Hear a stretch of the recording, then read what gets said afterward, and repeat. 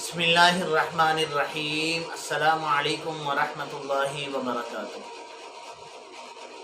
میں مفتی حکیم خواجہ محمد صہیب الرحمن روحانی علاجہ اینڈ حجامہ سینٹر سے آپ کی خدمت اقدسہ میں ایک انمول وظیفہ لے کر حاضر ہوں۔ امید ہے میری پہلے والی ویڈیوز بھی آپ کو پسند آئی ہوں گی۔ تمام بہن بھائیوں کو ہمارے اس چینل اس پیج کے اندر خوش آمدید۔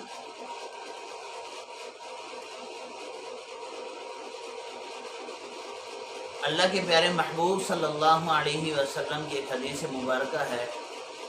حضرت ابو ذر رضی اللہ تعالیٰ عنہ فرماتے ہیں کہ اللہ کے پیارے حبیب صلی اللہ علیہ وسلم نے ارشاد فرمایا، لا عقل کالتدبیر ولا ورع کالکف ولا حسب کحسن الخلق۔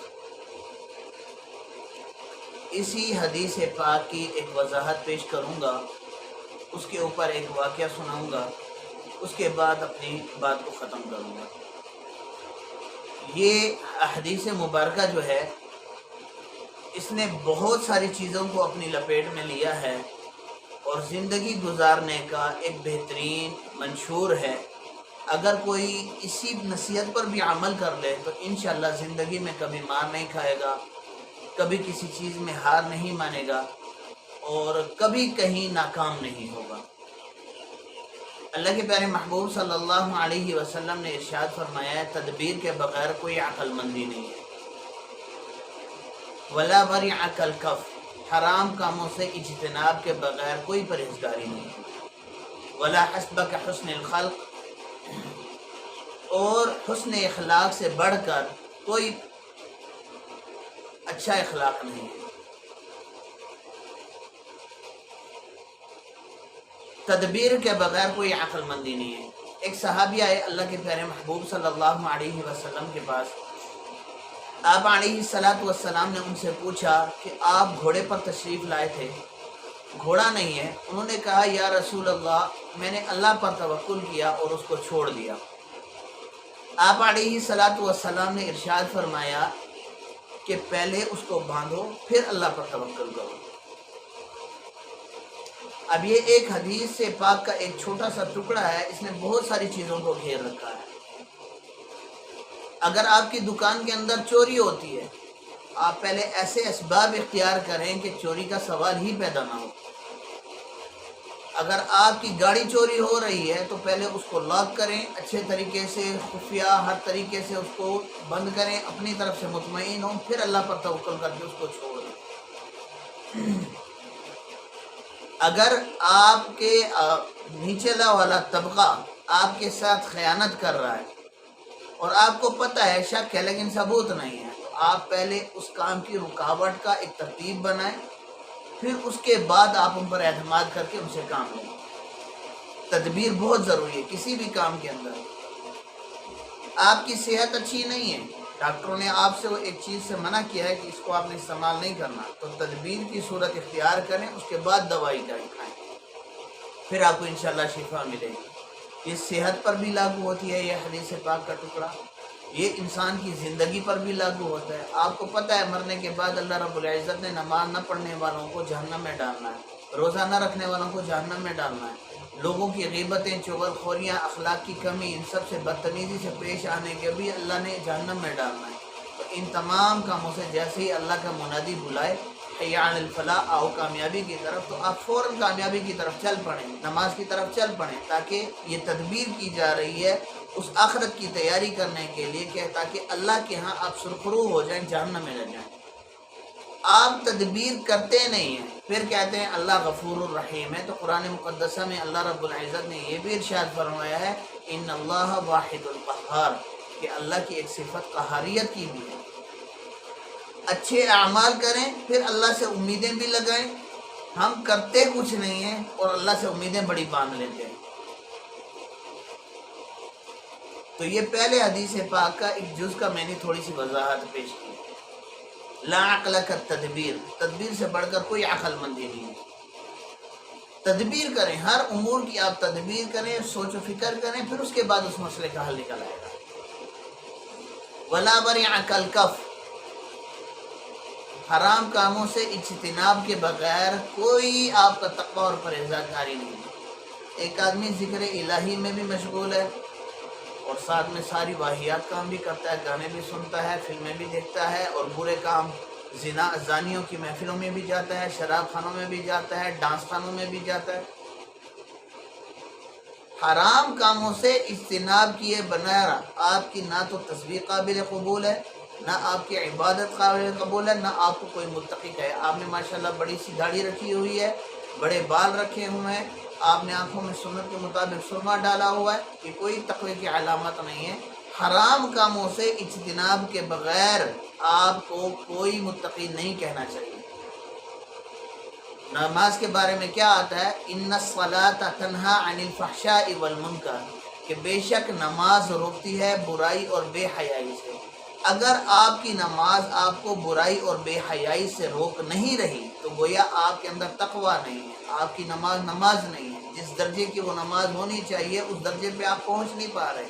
ہاں، آپ فرض کی ادائیگی آپ سے ثابت ہو رہی ہے، اور اس کے جو مفادات آپ کو حاصل ہونے ہیں، نماز کے جو فوائد حاصل ہونی ہیں، آپ کے عمر میں برکت ہونی ہے، آپ کے رزق میں برکت ہونی ہے، آپ کے گھر و اہل و عیال میں برکت ہونی ہے، اللہ کے ہاں آپ سرخرو ہو رہے ہیں، کوئی بات منوانا چاہیں ہاتھ اٹھانے کی دیر ہو تو یہ صورتحال آپ سے نہیں ہو پا رہی۔ تو اس بات پہ توجہ دیں کہ اگر آپ تقوی اختیار کرنا چاہ رہے ہیں تو سب سے پہلے آپ کے اندر کیا ہو؟ حرام کاموں سے اجتناب ہو۔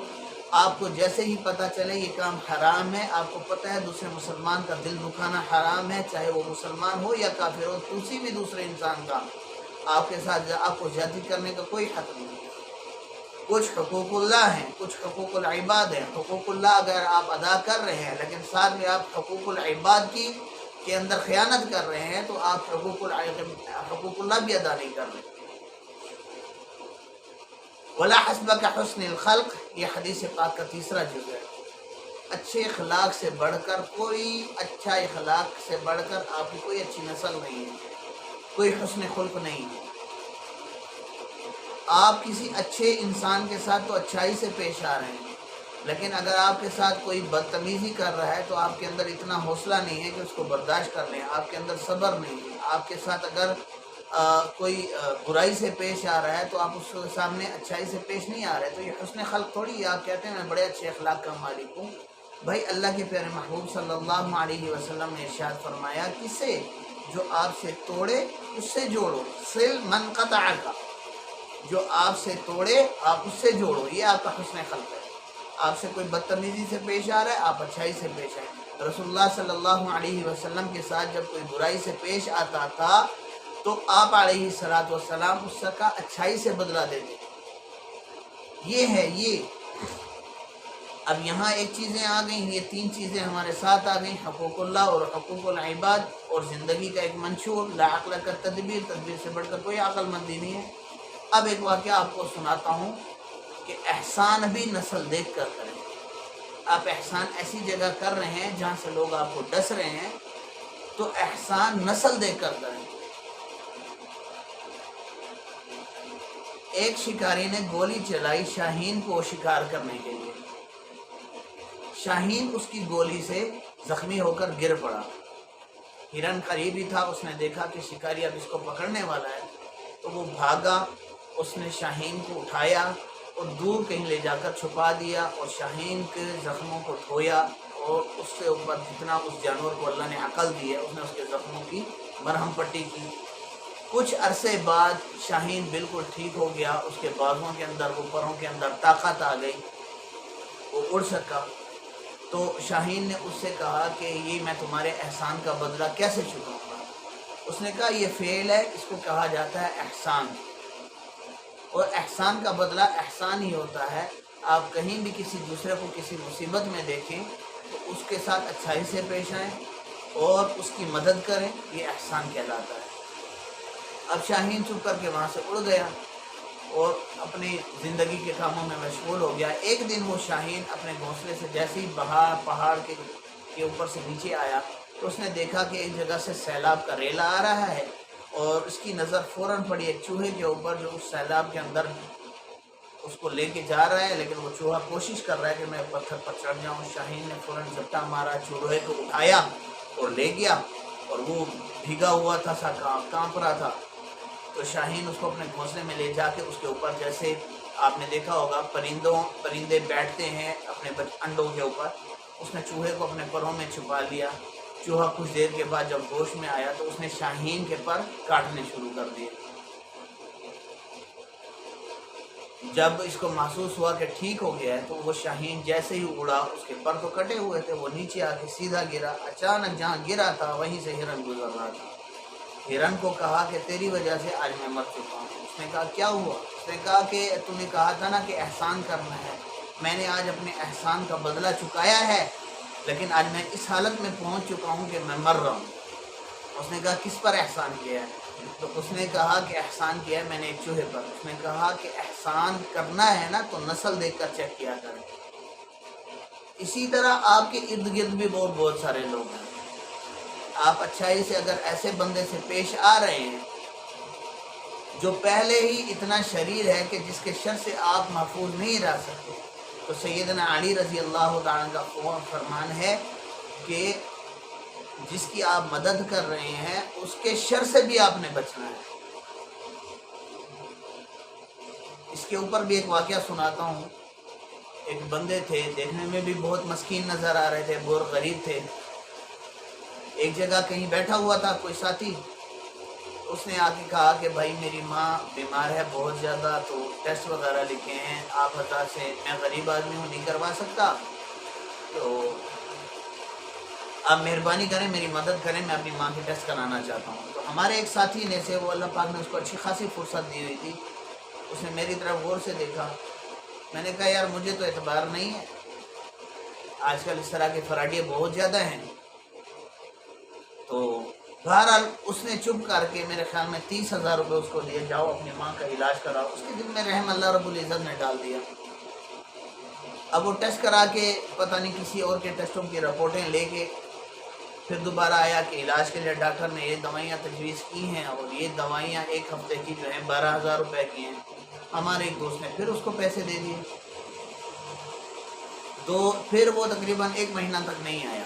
1 महीने के बाद दोबारा हुआ, उन्होंने कहा कि पिछले महीने आपकी दवाइयों से मेरी वालदा बहुत अच्छी हो गई हैं, अब अचानक फिर मेरी वालदा गिर गई हैं तो बहुत ज़्यादा चोटें आई हैं, तो जिसकी वजह से डॉक्टरों ने अब ये बहुत ही महंगी दवाइयाँ लिखी हैं।